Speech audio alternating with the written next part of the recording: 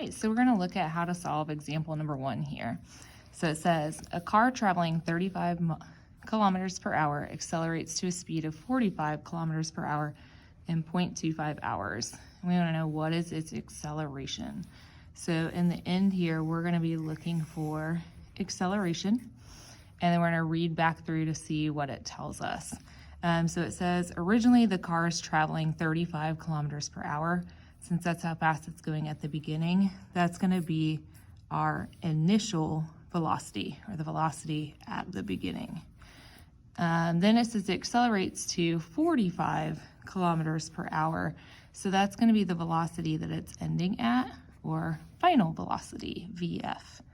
And then it tells us it does all that in 0.25 hours. Hours are just a unit of time, so that's going to be our T.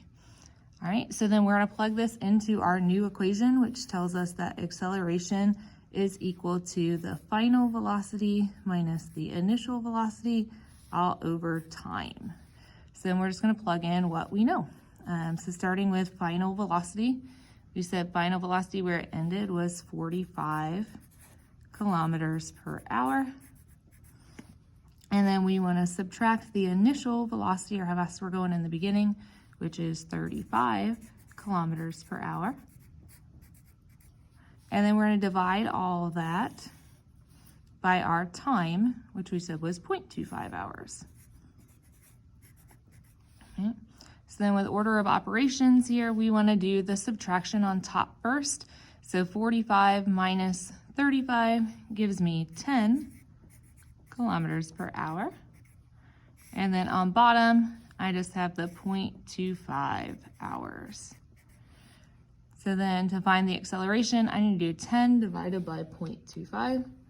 So if I get my calculator out here, 10 divided by 0.25 gives me 40.